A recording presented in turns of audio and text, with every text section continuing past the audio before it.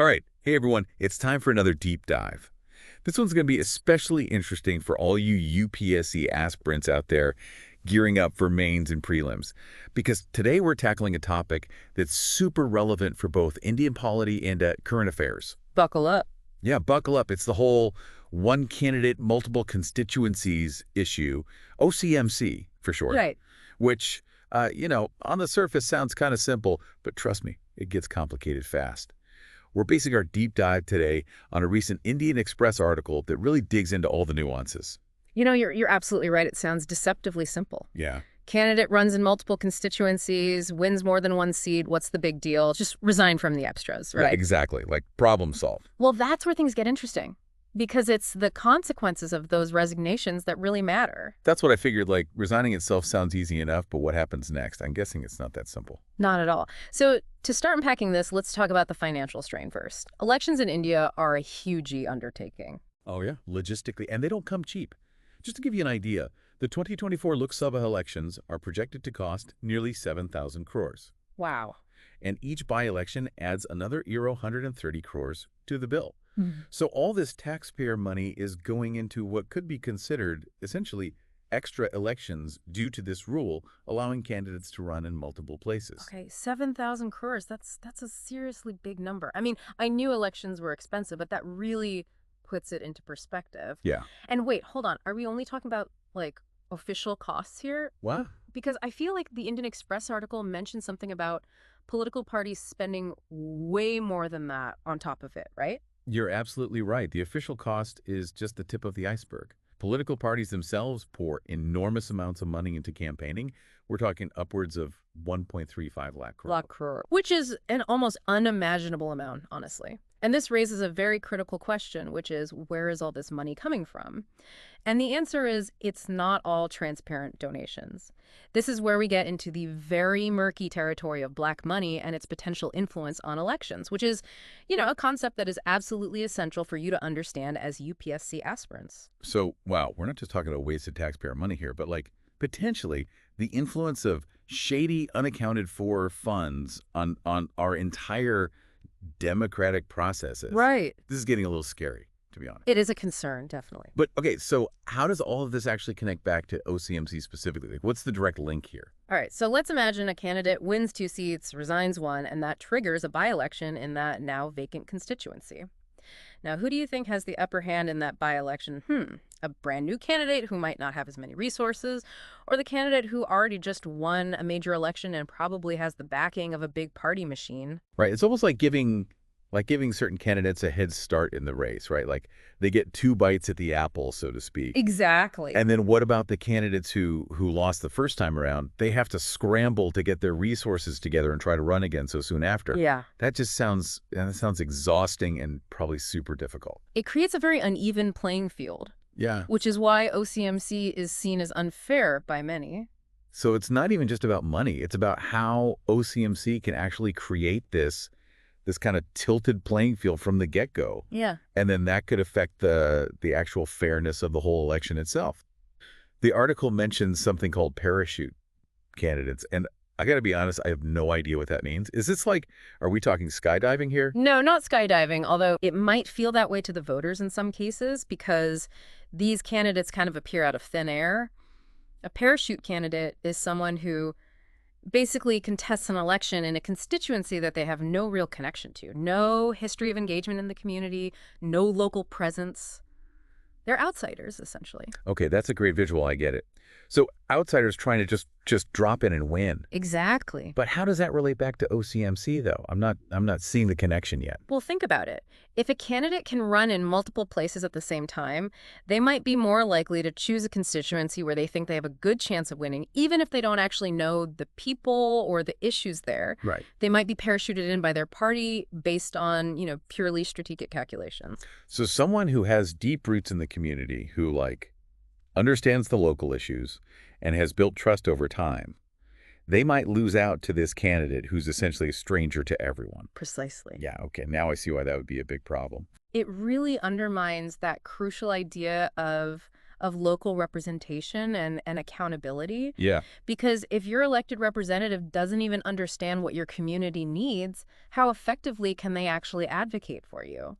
It's almost like OCMC creates this disconnect between the voters and the people who are supposed to be representing them. Yeah. It's prioritizing political strategy over genuine representation. That is the main concern that critics of OCMC bring up. And that makes a lot of sense to me. If people feel like their vote doesn't actually translate into meaningful change, like if they don't feel heard, then why would they even bother to vote at all? You know? That's the danger. Yeah.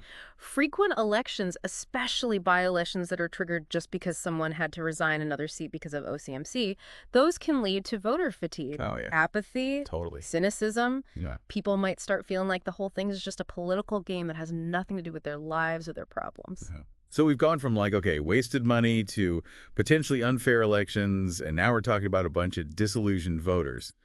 This OCMC thing is way more complicated than it seemed at first.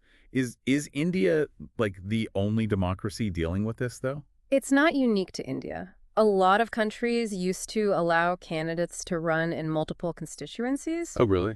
But a lot of them have since recognized the issues we're talking about and taken action to change things. So what did they do? Did they find some magic solution or something? Some countries just straight up banned the practice altogether. Really? The UK and most of Europe, for example, they have this one candidate, one constituency rule, just to make things very clear. Okay, yeah, that does sound pretty clear-cut. Okay. What about other countries? Did they come up with anything different? Some countries, like Pakistan and Bangladesh, still allow candidates to run in multiple constituencies, but with a catch. If you win multiple seats, you have to resign from all but one. Oh, okay. So it's not a total ban, but it does address some of these problems we've been talking about. So India is not alone in this, but it sounds like we might be a bit behind in terms of figuring out a solution. There's definitely growing momentum to address the issues with OCMC and find some way to reform the system. Okay, so we've talked about the problems with OCMC, but what can India actually do about it? What are the real options on the table here? Well, one idea that has gained a lot of traction is to just completely ban OCMC, which is what the Election Commission of India recommended. And there was also a Law Commission report back in 2015 that suggested the same thing. Just ban it completely. Yeah. That seems like the most logical solution to me, honestly. One candidate, one constituency, simple. It would definitely take care of many of the concerns we've been discussing. Right. It really reinforces that principle of one person, one vote, and it ensures that elected representatives are truly focused on serving just that one constituency that they're responsible for. Makes sense. What are some of the other ideas out there? Well, another proposal is to make the candidate who resigns from a seat pay for the by-election that their resignation causes. Oh, interesting. Make them foot the bill for the extra election. Exactly. I like that. I mean, that would definitely make candidates think twice about running in multiple places to begin with, right? That's the idea. It adds a level of financial responsibility to the decision-making process. And what about delaying the by-elections themselves? Is that something that could work? That's another option that has been suggested. How would that help? So if we delay the by-election, extend that cooling off period between the resignation and the actual by-election, it could do two things. Okay. First, it would give the losing candidates more time to prepare for the new election. Oh, okay. So it's not just a quick rematch that might automatically favor the person who already won the first time around. Makes sense. It levels the playing field a little bit. Yeah. Second, delaying the by-election could help dilute the advantage that the ruling party might have in these situations. Because they wouldn't be able to, leverage their resources and influence as quickly. Exactly. It gives everyone a fairer shot at winning. Okay, so it's about creating a more balanced and equitable election process overall. Exactly. One that gives all the candidates a real chance and makes sure that the voters actually feel like their voices are being heard.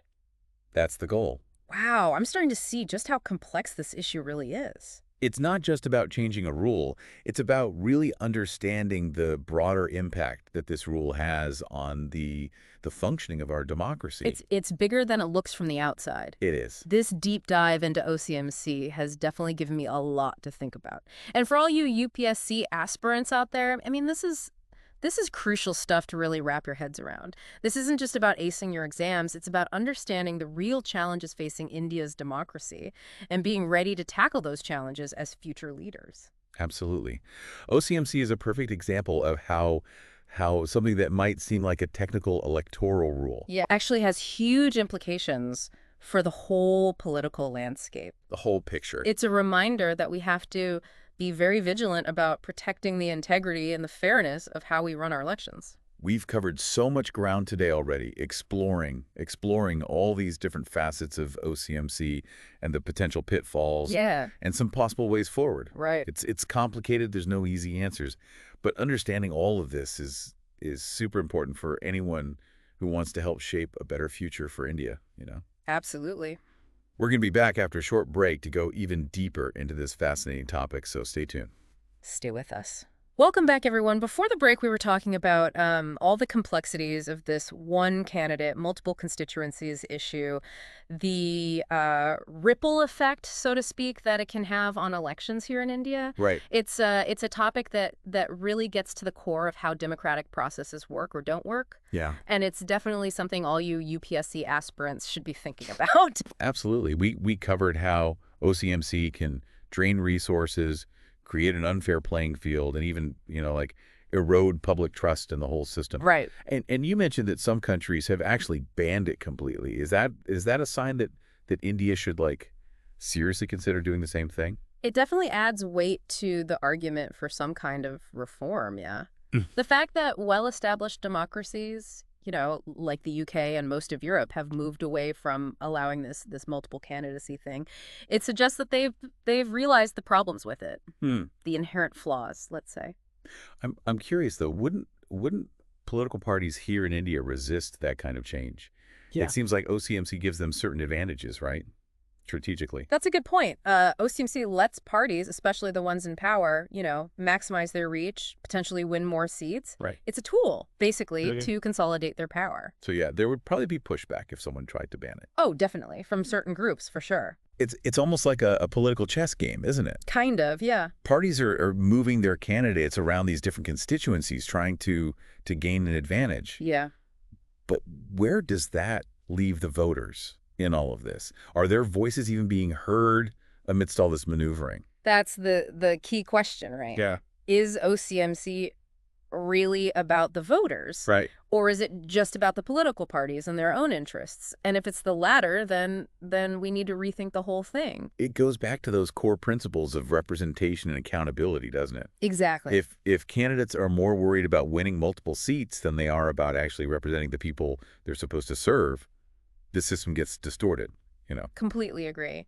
And this brings us back to those parachute candidates we talked about earlier. Right. If someone wins in a place they have no real connection to, how can they actually represent those people? It makes you question their commitment, their ability to even understand local issues. It's like they're just dropping in, winning, and then maybe moving on to the next place without really putting down roots. Exactly. It just seems so strange, like counter to the whole idea of what representation is supposed to be. Think about it from the voter's perspective. Yeah. Would you feel represented by someone who's basically an outsider, who might not even live in your community, who doesn't understand your everyday problems? It breaks down that trust between the people and their elected officials. I see how that would lead to people just feeling disillusioned, apathetic. Exactly. Like, why bother voting if it doesn't even matter, That's a very real danger to democracy. Yeah, that's a scary thought.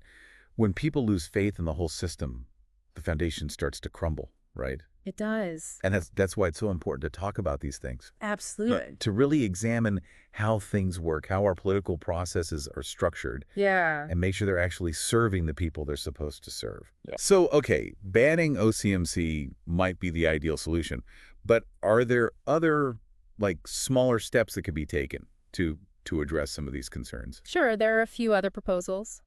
We talked about making candidates pay for the by-elections, but what else is out there? Well, one major area is transparency in campaign financing. Right. Remember those huge numbers we talked about? Right. We need much stricter rules about how money flows into elections, especially that unaccounted for money. Right, because if we don't even know where the money's coming from, how can we know if the elections are fair? Exactly. Transparency is key. Voters need to know who's funding the candidates, what their interests are. Right. Informed citizens are essential for a healthy democracy. Absolutely. So stricter campaign finance rules, making candidates pay for the by-elections they cause, those seem like good places to start. They're definitely worth considering. Are there any other things that could help?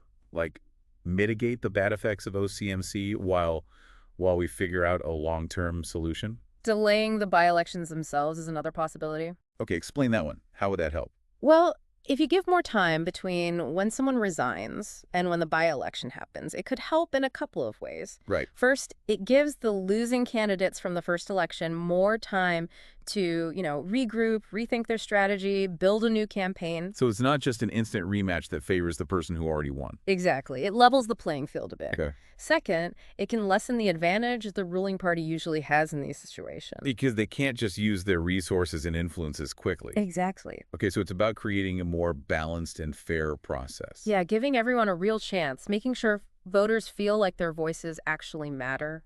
That's what it's all about. It is, and for all you UPSC aspirants, this is a crucial point. Right. The way our elections work has a huge impact on how well our democracy functions. It's not just about memorizing facts for the exam. It's about understanding how these issues really affect things. Exactly. It's about analyzing the impact, thinking about solutions. You guys are the future civil servants. You'll be the ones dealing with these challenges. It's about connecting the dots between all these different ideas, right? Yeah. Not just seeing them in isolation. Exactly. OCMC is like a mini version of all the bigger challenges facing Indian democracy. It makes us think about representation, accountability, the role of money in politics. It's a microcosm of the larger issues. Exactly. And it forces us to find solutions, ethical solutions, for a more just and equitable system. This has been really insightful. Thanks for breaking all this down. You're welcome. We'll be right back after a quick break to wrap up this discussion and look at the potential path forward. So don't go anywhere. And we're back for the final part of our deep dive into this whole one candidate, multiple constituencies thing. OCMC. OCMC, yeah, exactly. We've really gone deep on this one, haven't we? We have. From like the simple idea of just resigning from a seat to like all these complicated questions about money and influence and voter representation. It's a lot. It really shows how even small rules can have a big impact on, the whole democratic system. Yeah. And for all you UPSC aspirants listening, this is like a perfect example of the kind of analytical thinking you need. Right. Connecting all these different areas, polity, governance, ethics, it all ties together. It's that butterfly effect thing, right? Like one little flap of a butterfly's wings can cause a hurricane on the other side of the world. Exactly. In this case, it's OCMC potentially causing a whole bunch of problems in Indian politics. We talked about the financial drain, the unfair advantages, the erosion of public trust, the whole parachute candidate phenomenon. Yeah, and while just banning OCMC outright seems like the simplest solution, it's not always that easy to just make these big changes, especially when there's probably going to be resistance from certain political groups, Yeah, the real world of politics always comes into play. Right. But that doesn't mean we shouldn't look for solutions. Yeah. We talked about making candidates pay for the by-elections, delaying the by-elections to make things more fair. Right. Those could be some good first steps while the bigger debate about a complete ban is still going on. Exactly. And we can't forget about the need for more transparency in campaign financing, right? Yeah. Like really knowing where all the money's coming from is so important. Absolutely. Shining a light on those funding sources is crucial. Yeah, to stop the influence of black money, to make sure elections are actually fair. Voters have to know who's paying for the campaigns, what their agendas are, Informed citizens make a stronger democracy. So for our UPSC listeners who are probably going to see questions about OCMC on their mains exam, what are the main takeaways from all this? Okay, so first, understand that this is a multi-layered issue. Right. It's not just about resigning from a seat. No, it's about the financial costs, the impact on fairness, the erosion of public trust, all of that. It's about seeing the whole picture, not just the individual pieces connecting the dots. Second, know the different arguments for and against OCMC. Be able to explain the concerns, but also the counter-arguments. So a balanced perspective, basically, that's what UPSC is looking for. And finally, be familiar with the proposed solutions, the pros and cons of each approach. What's the best way forward? Have your own opinion. Right. It's not just about knowing the facts. It's about being able to analyze them, to think critically. Exactly. And who knows, maybe someone listening right now will be the one to come up with the real solution to this whole thing. That would be amazing. You guys are the future policymakers. You're going to be the ones dealing with these challenges. It's true. These are the problems you'll be solving tomorrow. Okay, so to wrap up this deep dive, a big thank you to the Indian Express for their insightful article. Definitely. And to everyone listening, especially you UPSC aspirants, hit that like button, subscribe to our channel for more deep dives on important topics, and leave a comment below with your questions or thoughts. We'd love to hear from you. Keep learning, and good luck with your preparation. Best of luck. Until next time, stay curious, stay informed, and stay engaged.